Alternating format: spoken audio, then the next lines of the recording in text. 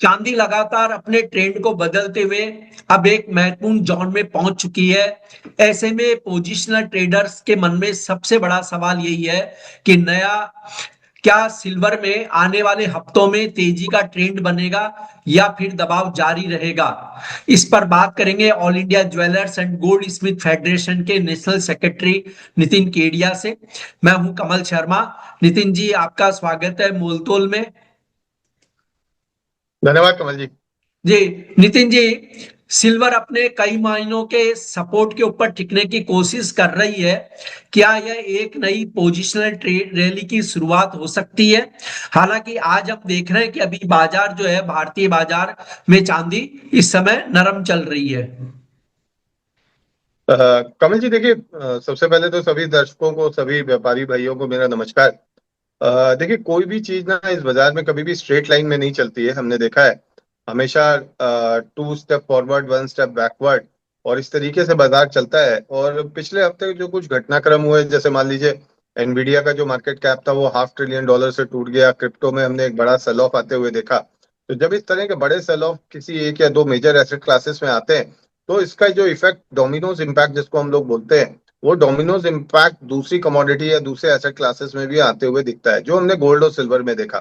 देखिए, सिल्वर के लिए सबसे बड़ी जीत ये है कि ये $50 के आसपास कंसोलिडेट कर रही है।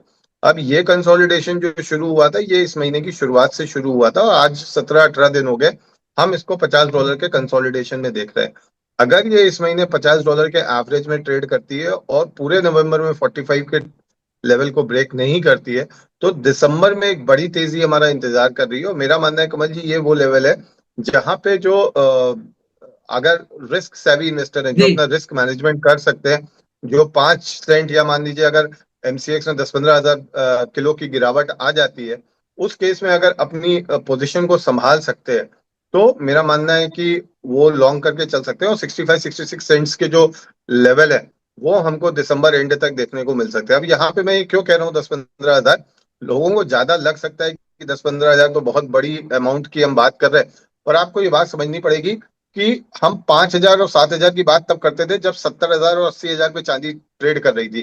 तो हम ये मान के चलते थे कि चांदी में कभी भी 8 से 10% का मूव जो है वो आ सकता है, और उसी ट्रेडर को मार्केट में ट्रेड करना चाहिए जो 8 या 10% के ट्रेड के लिए मेंटली रेडी है। तो अब क्या हुआ है कमल जी, अब यहाँ पे चांदी का जो भाव है ये 1,50,000 के एवरेज पे ट्रेड कर रहा है। तो जब आप 1,50,000 के एवरेज पे ट्रेड करते हो, तो 8% to 10% का जो मूव होता है, ये ट्रांसलेट होता है 12,000 से 15,000 के बीच में। तो आपको 12,000 से 15,000 के बीच की वोलेटिलिटी को एडजस्ट करना पड़ेगा। तो इसके लिए यदि आप पहले 30 किलो में ट्रेड करते थे, तो आपको मान लीजिए 4-4.5 लाख का आपका रिस्क एपेटाइट होता था, तो उस जी। 30 किलो को अब आपको 15 किलो में कन्वर्ट करना पड़ेगा कमल जी। नितिन नितिन जी, अगर कोई ट्रेडर 2-4 हफ्तों का पोजीशन व्यू ले रहा हो तो उसे कौन से प्रमुख लेवल्स पर नजर रखनी चाहिए? हालांकि आपने कहा है कि $45 के ऊपर चांदी अगर टिकती है तो दिसंबर में हम एक बार $65 भी देख सकते हैं, लेकिन 2-4 हफ्तों का जो पोजिशनल व्यू लेते हैं उन्हें आप कौन से लेवल सुझाएंगे? देखिए, मैं इंडियन लेवल्स की अगर बात करूं, तो इंडिया में मेरा मानना है कि 1,45,000 और 1,40,000 के जो लेवल्स हैं, ये बड़े अहम लेवल है। और 1,70,000 के आसपास का एक रेजिस्टेंस जो है, वो भी मार्केट में बना हुआ है। तो अगले कुछ हफ्तों में 1,70,000 के ऊपर अगर मार्केट सस्टेन करता है, तो हम एक ब्रेकआउट लेवल देखेंगे, और वहां से चांदी को हम 2 लाख रुपए तक आते हुए देखेंगे। नीचे में 145, 140, 150 के जो लेवल्स हैं, ये काफी अहम सपोर्ट का काम करेंगे। तो इन लेवल्स के आसपास अगर चांदी आती है, तो वहां पे आप पोजिशनल बाय करके चल सकते हैं। इनफैक्ट अगर आपका रिस्क अलाउ करे, तो सिल्वर माइक्रो के कॉन्ट्रैक्ट इंडिया में अवेलेबल है, जो 1 किलो पे होते हैं। तो आप अगर हर 1,000 रुपए भी नीचे यहाँ से खरीदते हैं, तो आपका 1,40, 1,45 तक जो है 15-20 किलो चांदी आएगी, जो आपको अगर दिसंबर में अगर बाजार चला, तो आपको 2 लाख रुपए तक उसके मिल सकते हैं। लेकिन कोई 6 महीने या साल भर का पोजिशनल व्यू लेना चाहता हो, जो लंबे चलना चाहता हो, उसे कौन से लेवल पर नजर रखनी चाहिए? कहाँ बाई कर ले और किन लेवल के आने तक का वेट करें? हाँ जी, पिछले 2-3 महीने में हमने देखा है कि 1,40 का जो लेवल है, ये अहम की लेवल साबित हुआ है। तो मेरा मानना है कि 1,50,000 के आसपास थोड़ी खरीदारी करनी चाहिए, जिनको 6 महीने का व्यू है। 1,45 के आसपास में भी खरीदारी करनी चाहिए, पर चूंकि गाड़ी छूट ना जाए और ये थोड़ा सा मार्केट में करेक्शन का माहौल चल रहा है, तो मेरा मानना है थोड़ी सी खरीदारी 10-15% आपको अभी भी कर लेनी चाहिए।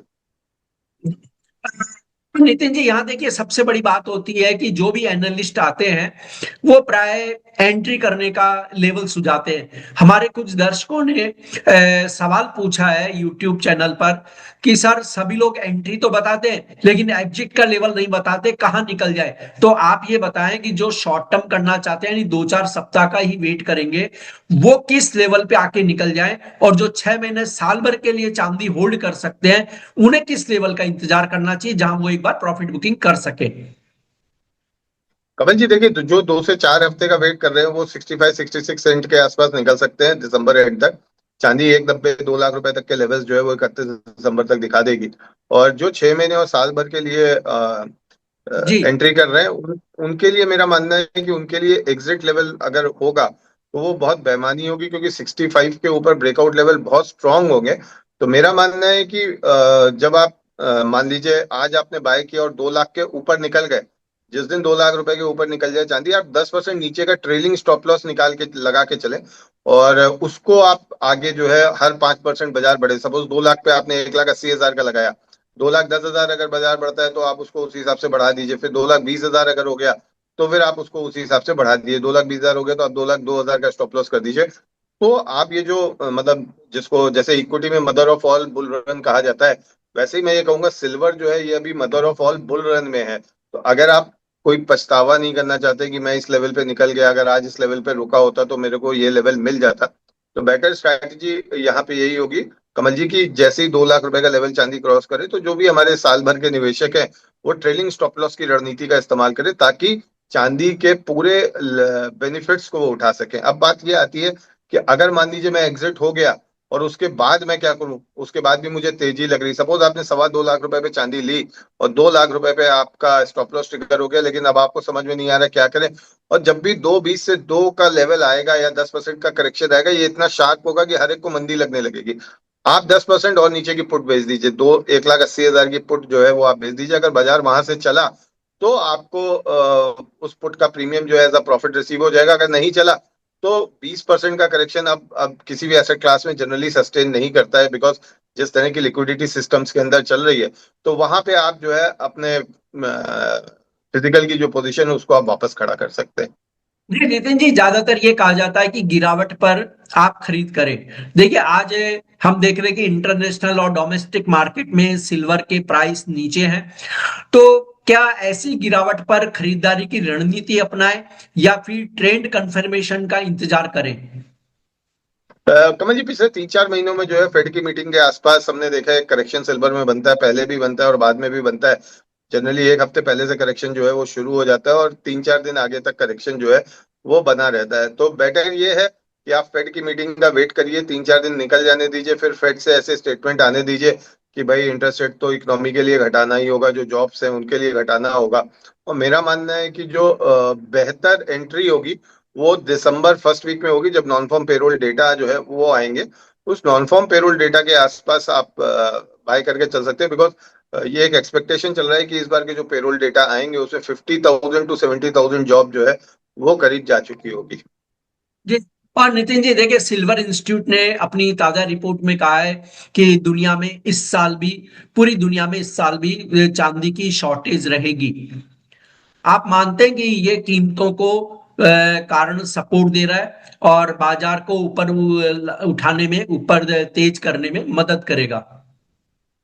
देखिए कमल जी, किसी भी चीज में जो अभी तक गोल्ड सिल्वर के साथ सबसे बड़ी समस्या थी, या मैं कभी भी उसको इतना बुलिश नहीं मानता था, क्योंकि मेरा मानना था कि पेपर सप्लाई जो है वो मतलब कभी भी आप कर सकते हैं, फिजिकल डिमांड सप्लाई जो है उतना रोल प्ले नहीं कर रही थी गोल्ड सिल्वर के अंदर। लेकिन जिस समय गोल्ड जो है वो $32 के आसपास था और बेसल 3 के रूल्स जो है वो पास हुए, जिसमें ये था कि लोन के अगर आप किसी भी तरह की इंटरनेशनल फंडिंग ले रहे हैं तो वो पेपर टर्म्स पे नहीं होगी, वो आपको इसमें ही लेनी पड़ेगी फिजिकल गोल्ड में। तो $3200 से मैं फिर बुलिश हो गया, क्योंकि अब यहाँ पे डिमांड और सप्लाई का जो रोल है वो प्ले होने वाला है। और दूसरा, अभी मुझे लगता है कि ये जो सप्लाई डेफिसिट है ये और भी बढ़ेगा कमल जी, क्योंकि जिस तरह की डेटा सेंटर और एआई की भूख सभी देशों में आ चुकी है। मतलब आज की डेट में मैं भारतीय कंपनियों की नहीं बात कर रहा हूँ, लेकिन अगर आप इंटरनेशनल कंपनीज की बात करें तो हर एक कंपनी को लग रहा है कहीं वो इस एआई की रेस में पीछे ना रह जाए, कहीं वो डेटा सेंटर की रेस में पीछे ना रह जाए। कमल जी, आप तो काफी वेटरन पत्रकार हैं, आपको याद होगा 2003 में जिस समय डॉट कॉम बबल आया था, जी। उस समय सबको ऐसा लगता था कि कहीं हम इस डॉट कॉम बबल में पीछे ना हट जाए। तो everybody was building something related to dot com, something related to web. और उसके बाद हमने मोबाइल ऐप का एक जमाना देखा कि जिसमें everybody was trying to bring it his और हर मोबाइल ऐप, और वो मोबाइल ऐप जो है आज की डेट में कॉमन हो चुके हैं। तो सिमिलरली ये एआई का एक बूम चल रहा है। इस बूम के अंदर हम ये देख रहे हैं कि आप लोगों को, कंपनियों को ये लग रहा है कि कहीं पीछे ना रह जाए, और उसकी वजह से और इस एआई बूम की एक खास बात ये है कि इनके जो डेटा सेंटर्स है वो तो है ही है कमल जी, पर इनका जो हार्डवेयर है कंप्यूटर का, इसको चलाने के लिए जो हार्डवेयर लगते हैं वो भी अलग है, और उसमें अलग फिर रेयर अर्थ और बाकी अर्थ मेटल्स का जो है वो आपका यूज होता है। सिमिलरली न्यूक्लियर पावर के जो रिएक्टर्स बन रहे हैं उसमें सिल्वर का एक बड़ा डिमांड आने वाला है। तो जो ओवरऑल अगर मैं बात करूं, तो अगर अगले कुछ हफ्ते अगर हम छोड़ देते, मतलब आज मैं 17 पे हूं, तो मोटा मोटी अगर मैं 2 हफ्ते की और बात कर लूं, तो ये 2 हफ्ते मुझे लगता है कि सिल्वर के या गोल्ड के एक्यूमुलेशन के जो है वो बेस्ट हफ्ते होने जा रहे हैं। और ये डेफिसिट जो है ये आने वाले समय में बढ़ेगा ही, क्योंकि सिल्वर की अपनी कोई माइन नहीं है। सिल्वर जो होता है वो बाई प्रोडक्ट होता है, मेजरली ये जिंक की माइन से पाया जाता है, कॉपर की माइन से पाया जाता है, गोल्ड की माइन से पाया जाता है, लेकिन मेजरली जिंक की माइन से पाया जाता है। इसीलिए हिंदुस्तान जिंक जो सिल्वर निकालती है वो आप देखिए हमेशा वर्ल्ड सिल्वर इंस्टीट्यूट के इंडिया प्रोडक्शन कॉलम के अंदर आता है। तो प्रोडक्शन जो है वो इतने जल्दी आप सिल्वर में उसको आप बढ़ा नहीं सकते, फर्स्ट थिंग। सेकेंड, आपका जो इंडस्ट्रियल यूज है वो बढ़ने वाला है। थर्ड, इलेक्ट्रॉनिक इंडस्ट्री के अंदर जो सिल्वर यूज होता है वो रिसाइकिल नहीं होता, वो पूरी तरीके से खत्म हो जाता है। तो ये 3 कारण मैं देखता हूँ फंडामेंटली, जो आगे आने वाले समय में चांदी के अंदर एक बुलिश का बेहद इंपॉर्टेंट रोल प्ले करेंगे। तो कोई डिस्क्लेमर नितिन जी? कमल जी, जो भी मैंने यहाँ पे स्ट्रैटेजी डिस्कस करी है वो मेरे फैमिली फ्रेंड्स में हो सकती है, और जो भी मैंने लेवल्स बताए हैं नीचे के लेवल्स पे, तो पोजिशनली मैं इस करेक्शन का यूज करूंगा अगले 6 महीने से 1 साल के लिए सिल्वर एक्यूमुलेट करने में। जी, आपका धन्यवाद, शुक्रिया नितिन जी। नमस्कार कमल जी, धन्यवाद।